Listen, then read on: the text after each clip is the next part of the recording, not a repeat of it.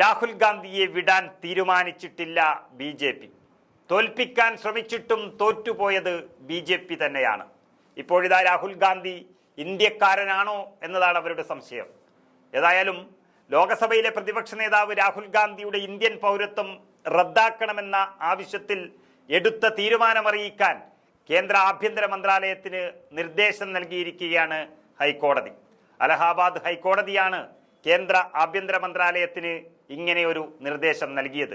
ഇതിന് കാരണമുണ്ട്. ഇന്ത്യൻ പൗരത്വത്തിന് പുറമെ രാഹുൽ ഗാന്ധിക്ക് ബ്രിട്ടീഷ് പൗരത്വവും ഉണ്ടെന്നും അതേക്കുറിച്ച് CBI പോലെയുള്ള പ്രമുഖ അന്വേഷണ ഏജൻസികൾ അന്വേഷണത്തിന് ഉത്തരവിടണമെന്നും ആവശ്യപ്പെട്ടുകൊണ്ട് കർണാടകത്തിലെ ബി.ജെ.പി. നേതാവായ എസ് വിഘ്നേഷ് ശിശിറാണ് രാഹുൽ ഗാന്ധിയുടെ ബ്രിട്ടീഷ് പൗരത്വം സംബന്ധിച്ച് ഹർജിക്കാരൻ നൽകിയ നിവേദനം പരിശോധിച്ചു വരികയാണെന്ന് കേന്ദ്ര സർക്കാരിന് വേണ്ടി അലഹാബാദ് ഹൈക്കോടതിയിൽ ഹാജരായ ഡെപ്യൂട്ടി സോളിസിറ്റർ ജനറൽ വ്യക്തമാക്കുകയുണ്ടായിരുന്നു. അതിനെ തുടർന്നാണ് ഇക്കാര്യത്തിൽ എടുത്ത നിലപാടറിയിക്കാൻ ജസ്റ്റിസുമാരായ MM മസൂദി, സുഭാഷ് വിദ്യാർത്ഥി എന്നിവരടങ്ങിയ ബെഞ്ച് ഇപ്പോൾ നിർദ്ദേശിച്ചിരിക്കുന്നത്. Case December 19 പരിഗണിക്കാനായി മാറ്റിവെച്ചിട്ടുണ്ട്.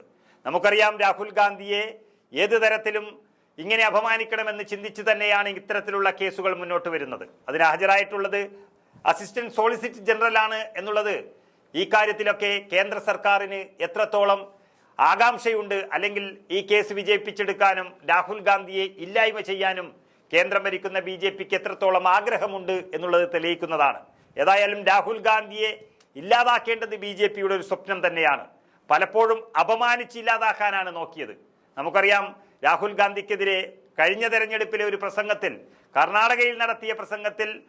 കർണാടകത്തിൽ രാഹുൽ ഗാന്ധി നടത്തിയ ഒരു പ്രസംഗത്തെ സംബന്ധിച്ച് ഗുജറാത്തിൽ കൊണ്ടുപോയി കേസ് കൊടുത്ത് മോദി എന്ന സമുദായത്തെ തന്നെ, അല്ലെങ്കിൽ മോദി എന്ന വിഭാഗത്തെ തന്നെ അപമാനിച്ചു എന്നുള്ള രീതിയിൽ അദ്ദേഹത്തെ 2 വർഷത്തിലേറെ തടവിന് ശിക്ഷിക്കുകയും രാഹുൽ ഗാന്ധിക്ക് MP സ്ഥാനത്ത് നിന്ന് അയോഗ്യനാക്കേണ്ടി വന്നതും ഒക്കെ നമ്മൾ കണ്ടതാണ്.